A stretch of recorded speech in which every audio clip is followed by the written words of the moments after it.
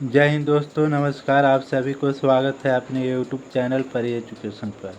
जैसे कि weekly mock test हुआ था रोजगार विथ एप्लीकेशन पर दिल्ली पुलिस कांस्टेबल 10 अगस्त को, उसी का यहाँ पे हम एनालिसिस करेंगे। जो भाई बहन को समस्या होता है उनको हम इजी से इजी मेथड में बताने की कोशिश करूँगा, तो प्लीज़ अंत तक बने रहिएगा। तो चलिए ज़्यादा टाइम न लेते हुए अपना क्वेश्चन नंबर 1 पे आते हैं। क्वेश्चन नंबर 1 यहाँ कह रहा है कि निम्नलिखित में से कौन सा सत्य है। तो सबसे पहले आपको यहाँ पे निकालना पड़ेगा कि नंबर, क्या निकालना पड़ेगा, नंबर। तो आप किस प्रकार से यहाँ नंबर निकालिएगा, तो देखिए इसमें क्या है, 11 है, 7 है और 45 है। तो 11 के पावर क्या हम लिख सकते हैं, 1/3 लिख सकते हैं, ठीक है। और 7 के पावर क्या लिख सकते हैं, 1/2 लिख सकते हैं। और 45 यानी 45 का पावर क्या लिख सकते हैं, 1/4। अब क्या करना है कि आपको 1/3 और 1/2 है और 1/4, इसमें 3, 2 और 4 को हम लोग एलसीएम लेंगे, ठीक है। तो 3 और 2 और 4 के एलसीएम कितना हो जाएगा, 12 हो जाएगा। और सभी में यहाँ पे हम 12 से मल्टीप्लाई कर देंगे, क्या कर देंगे, सभी में यहाँ पे हम 12 से मल्टीप्लाई कर देंगे। यहाँ भी आप 12 से मल्टीप्लाई कीजिएगा, यहाँ भी कीजिएगा और यहाँ भी कीजिएगा। तो ये क्या हो जाएगा, यहाँ पे 11 के पावर 4 हो जाएगा, 7 के पावर यहाँ पे क्या हो जाएगा, 6 हो जाएगा। और यहाँ पे 45 के पावर क्या हो जाएगा, 3 हो जाएगा। 11 का पावर 4 कितना होता है, तो ये होता है 14,641 होता है। 7 के पावर 6 कितना होता है, तो 1,17,649 होता है। और 45 के पावर 3 कितना होता है, 91,125 होता है। इसमें सबसे बड़ी कौन है, इसमें ये है। तो यहाँ 7 के पावर 6 सबसे बड़ी हो जाएगा। उसके बाद बड़ी कौन है, 45 के पावर 3 हो जाएगा। उसके बाद कौन है, 11 का पावर 4 है। तो इसको हम लिख सकते हैं, कैसे लिख सकते हैं कि √7 है, यहाँ पे √7 बड़ा हो जाएगा, 4√45 बड़ा हो जाएगा, 3√11 हो जाएगा। तो राइट आंसर क्या हो जाता है, तो राइट आंसर यहाँ पे हो जाएगा ऑप्शन 3 है। तो यहाँ केवल 3 ऑप्शन डी सही हो जाता है, ठीक है।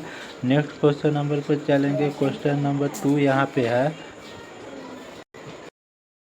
एक सिनेमा हॉल में सीटों की संख्या में 20% की वृद्धि हुआ, कितना परसेंट का, 20% की वृद्धि हुआ, ठीक है। और उसके बाद क्या होता है कि एक टिकट की कीमत में भी 8% की वृद्धि हुआ है, ठीक। तो बताना है कि एकत्र किए गए राजस्व में प्रतिशत वृद्धि कितना हुआ। तो आप जानते हैं कि जब 2 बार वृद्धि होता है तो इसके लिए फॉर्मूला होता है A+B प्लस क्या होता है, A/B/100 होता है, ठीक है। तो यहाँ पे क्या करेंगे, 20 + 8 प्लस क्या लिख देंगे, 20 × 8/100 लिख देंगे, ठीक है। आप इसको जोड़िएगा तो 28 हो जाएगा प्लस। अब इसको आप करिएगा तो 5 हो जाएगा और इसको आप कीजिएगा तो कितना बार में हो जाएगा, तो यहाँ पे 1.6 हो जाएगा। तो इसमें 1.6 जोड़िएगा तो कितना हो जाएगा, 29.6 हो जाएगा।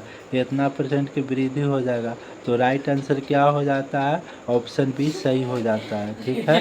क्वेश्चन नंबर 3 के ऊपर चलेंगे। तो 3 नंबर क्वेश्चन कह रहा है कि ए ने 31 दिसंबर 2007 को अपने मित्र बी से 3,000 की धनराशि इस शर्त पर उधार ली कि वह 1 वर्ष के बाद इसे 15% के साधारण ब्याज पर लौटा देगा, ठीक। किंतु 1 अगस्त 2008 को ही धनराशि लौटाने की स्थिति में आ जाता है। तो ए बी को कितना धनराशि लौटाएगा, ठीक है। तो यहाँ देखेंगे कितना लिया था, वो प्रिंसिपल हो जाएगा, 3,000 लिया था, ठीक है। रेट कितना परसेंट से दे रहा है, तो 15% के रेट से दे रहा है।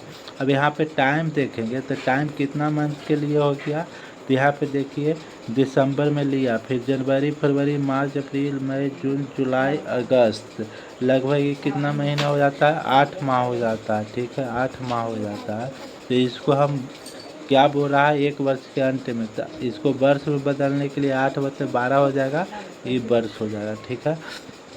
अब इसको हम क्या निकाल रहे हैं, ए बी को कितना धन लौटाएगा। तो पहले यहाँ हम एस आई निकालेंगे। एस आई क्या होता है, तो 3000 पर क्या होता है 15% के हिसाब से कितना समय के लिए 8/12 समय के लिए। ठीक, इसको 2 से 2 का 2 जीरो चल जाएगा, 4 से 2 बार में, 4 से 3 बार में। ठीक है, 3 से यहाँ 5 बार में जाएगा। और यहाँ पे क्या हो जाएगा कि एसआई जो आया 300 आया। ठीक है, हमको कुल धन पूछ रहा है। ठीक है, यहाँ पे हमको अमाउंट पूछ रहा है, तो अमाउंट कितना हो जाएगा, प्रिंसिपल प्लस एसआई होता है, तो प्रिंसिपल कितना है 3000 है, और एसआई कितना मिला हमको 300 रुपया, तो टोटल कितना हो जाएगा 3300 रुपया, इसको लौटाना पड़ेगा। तो ऑप्शन बी सही हो जाता है, 3300 रुपया। ठीक है, क्वेश्चन नंबर 4 यहाँ पे देखेंगे तो 4 नंबर क्वेश्चन कह रहा है कि रवि किसी काम को 40 दिन में कर सकता है। यहाँ पे हम रवि लिख देते हैं। ठीक है, रवि किसी काम को 40 दिन में कर सकता है, और सुधा उसी काम को कितना दिन में कर सकता है, 60 दिन में करता है। ठीक है, सुधा 60 दिन में कर सकती है। यदि काम की शुरुआत सुधा से होती है और उसके बाद से बारी बारी से एक एक दिन काम करते हैं, तो काम कितने दिन में पूरा होगा।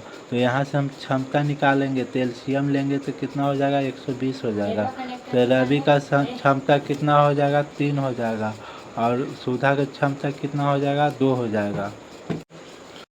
यहाँ से क्षमता निकल गया।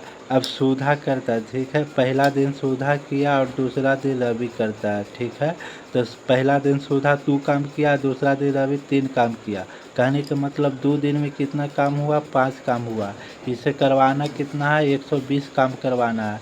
तो यहाँ 24 से गुना करेंगे तो कितना काम कर लेगा, 120 काम।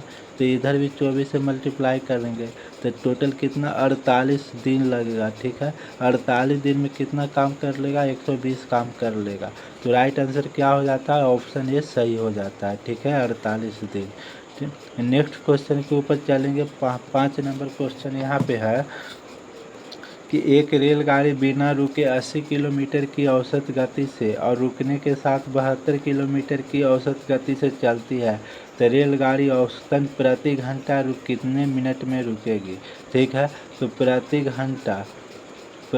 घंटा रुकने की मिनट, यहाँ रुकने का समय बराबर क्या होता है, यहाँ पे बराबर दे देते हैं। ये होता है जो पहले से था औसतन। ठीक है, जो डायरेक्ट बिना रुके गाड़ी चलता है और रुकने के साथ साथ चलता है, और फिर यहाँ पे क्या करेंगे, बिना रुके वाला को यहाँ से डिवाइड कर देंगे। तो बस इसी पे है। v इक्वल टू कितना दिया हुआ है, 80 दिया हुआ है। रुकने के साथ साथ चलता है कितना, 72 किलोमीटर से। ठीक है, तो यहाँ पे 80 माइनस कितना हो जाएगा, 72/80 हो जाएगा। तो यहाँ पे 80 में से 72 जाएगा तो 8 हो जाएगा, और 80 कितना हो जाएगा, 1/10 हो जाएगा। ये क्या हो जाएगा, ये आ जाएगा किलोमीटर पर आवर में आ जाएगा। ठीक है, तो हमको आंसर पूछ रहा है सेकंड में। ठीक है, मिनट में पूछ रहा है, तो इसमें 1/10 में 60 से हम गुना करेंगे तो मिनट में आ जाएगा। तो ये कितना आ जाएगा, 6 मिनट आ जाएगा।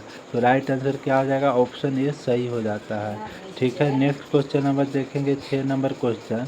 तो दो शंकुओं की ऊंचाई का अनुपात दिया हुआ है। मान लिया H1 और H2। ठीक है, कितना दिया हुआ है, 2 और 1 दिया हुआ है। और उनके त्रिज्या का अनुपात R1 और R2 कितना दिया हुआ है, 1 और 2 दिया हुआ है।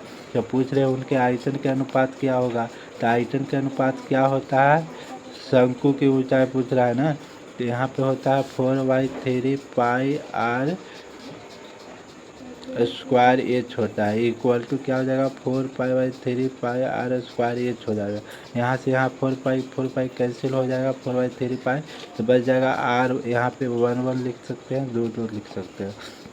R1 square H1 equal to क्या होगा, R2 का स्क्वायर H2 हो जाएगा। R1 कितना दिया हुआ है, 1 दिया, 1 का स्क्वायर 1 ही होता है। H1 कितना दिया, 2 हुआ दिया हुआ। ठीक है, R2 कितना दिया हुआ, 2 का स्क्वायर कितना होता है, 4 होता है। H2 1 है, इसको कैंसिल करेंगे तो 2 होगा, तो 1 रेशियो कितना आ जाएगा, 2 आ जाएगा। यहाँ पे आप रेशियो लिख सकते हैं इक्वल के स्थान पर। ठीक है, तो राइट आंसर क्या हो जाएगा, ऑप्शन सी सही हो जाता है। ठीक, नेक्स्ट क्वेश्चन के ऊपर चलेंगे। क्वेश्चन नंबर 7 यहाँ पे कह रहा है कि 8000 की धनराशि को अर्धवार्षिक रूप से चक्रवृद्धि होने वाली राशि 10% वार्षिक ब्याज की दर पर निवेश करने पर यह धनराशि 9261 हो जाती है।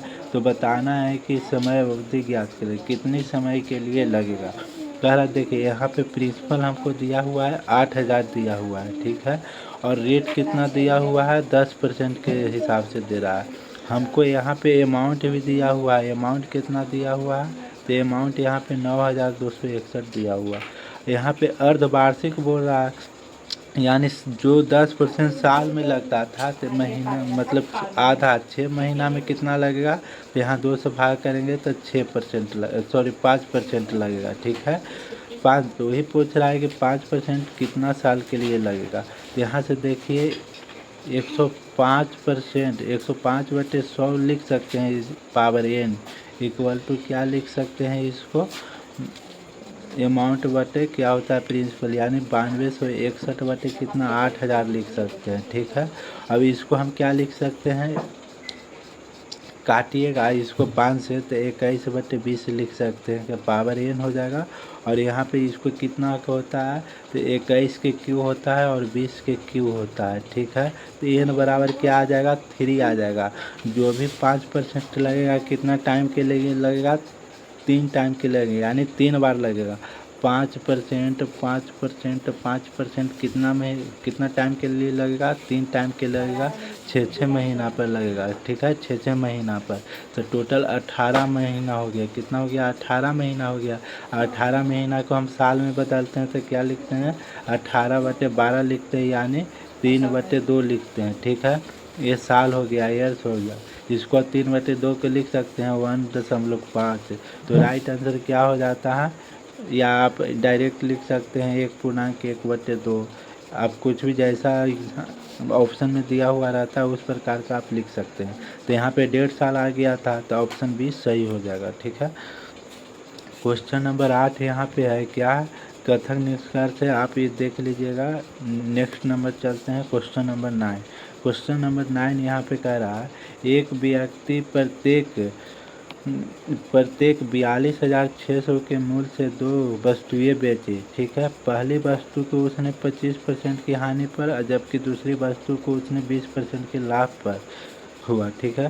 तो अपने उत्तर को दशमलव के एक स्थान तक सही देते हुए उसका कुल प्रतिशत लाभ या हानि ज्ञात कीजिए, ठीक है। हम यहाँ पे देखेंगे कि 2 वस्तुएं, प्रत्येक वस्तु कितना 42,600 में बेचा, तो टोटल कितना हो जाएगा 2 हो जाएगा। तो यहाँ पे कितना हो जाएगा, टोटल हो जाएगा यहाँ पे 85,200 हो जाएगा, ठीक है। ये क्या निकल गया, SP निकल गया। अब यहाँ पे CP1 निकालेंगे तो CP1 यहाँ क्या कह रहा है कि 25% की हानि पर, ठीक है।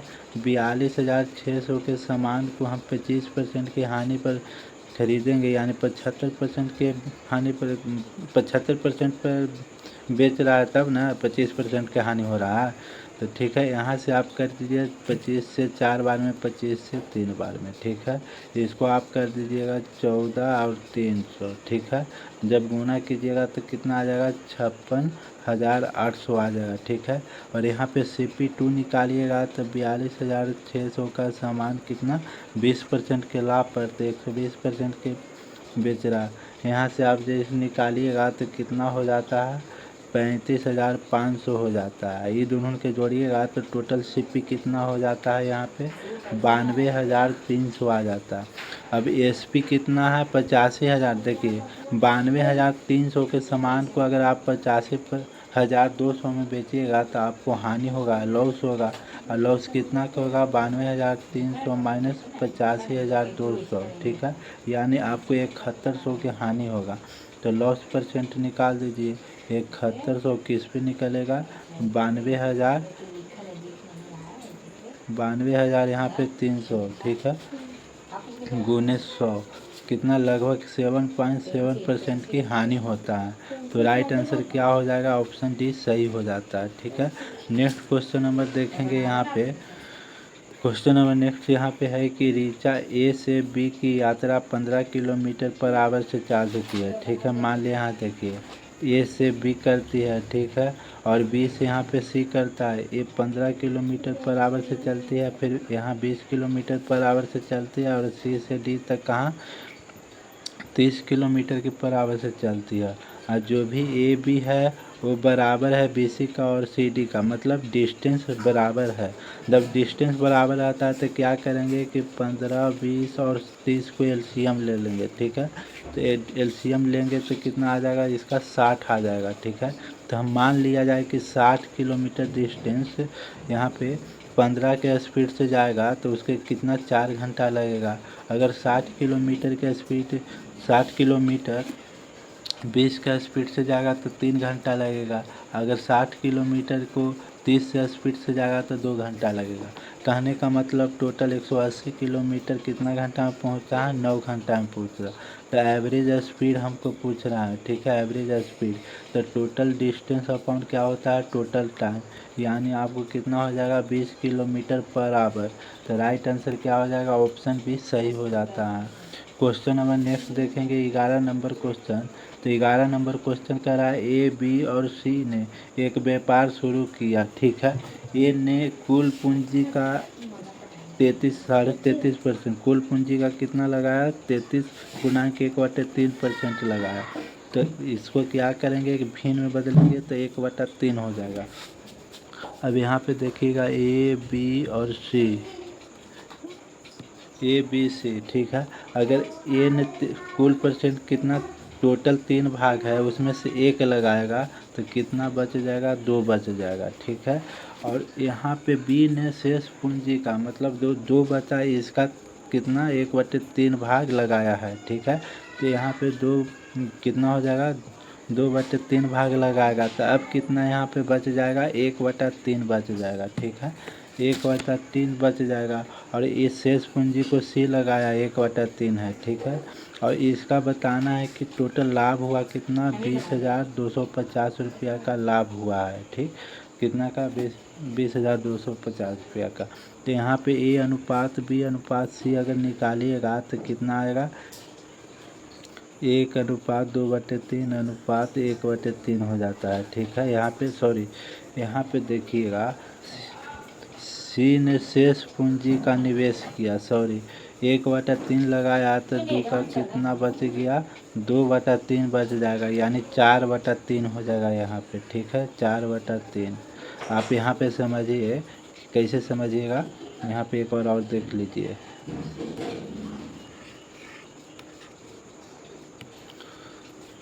33% 1/3 होता। मान लिया 3 रुपया है, उसमें से 1 रुपया लगाया तो कितना बचेगा, 2 रुपया बच जाएगा, ठीक है, 2/3 रुपया में, ठीक है। इसका मान लिया 33.5% कितना हो जाएगा, 1/3 लगाएगा तो बच जाएगा कितना, 2/3 बच जाएगा। तो 2/3 बच जाएगा कितना में, तो 4/3 हो जाएगा, ठीक है। इसलिए यहाँ पे A/B का अनुपात निकालिएगा तो कितना, 3:2:4 होता है। हमको पूछ रहा है कि C का लाभ B के लाभ से कितना अधिक है, तो C का लाभ B का हिसाब से 2 है, ठीक है। टोटल कितना में है, 9 में है। तो बताना 20,250 रुपया में कितना है।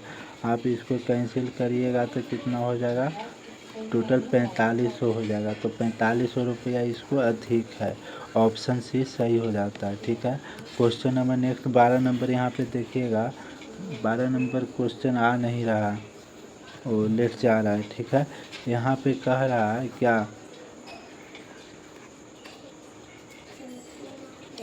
12 नंबर क्वेश्चन क्या है, यहाँ पे बोर्ड मास है जो कि आप लोग बना लीजिएगा। नेक्स्ट क्वेश्चन यहाँ पे देखिए 13 नंबर कह रहा है कि 6n+3 है, इसका होल स्क्वायर है, ठीक है, होल स्क्वायर। इसको हम 9 से डिवाइड करेंगे तो शेषफल क्या हो जाएगा।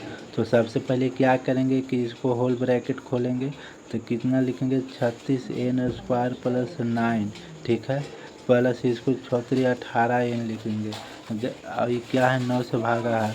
अगर 36 में 9 से अगर भाग करेंगे तब पूरा कट जाएगा, तो यहाँ शेषफल के बचेगा 0 बचेगा, ठीक है। अगर 9 से 9 में भाग करेंगे तो एक बार में पूरे कट जाता है, तो शेषफल 0 बचेगा। और 18 में 9 से भाग करेंगे तो ये पूरा कैंसिल हो जाता है, यानी 0 बचेगा। तो शेषफल क्या बचेगा, 0 बचेगा, इसलिए ऑप्शन डी हो जाता है, ठीक है। नेक्स्ट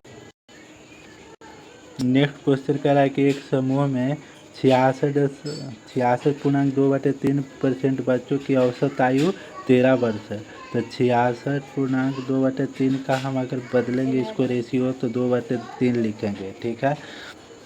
तो यहाँ कह रहा है कि मान लिया टोटल 3 बच्चा है, तो यहाँ 2 बच्चा के औसत कितना है 13 वर्ष है और बच जाएगा 1 वर्ष।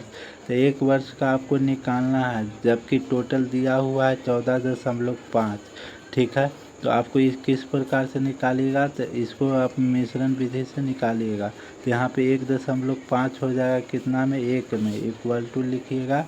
यहाँ पे 1 से माइनस 14.5/2 लिखिएगा, ठीक है।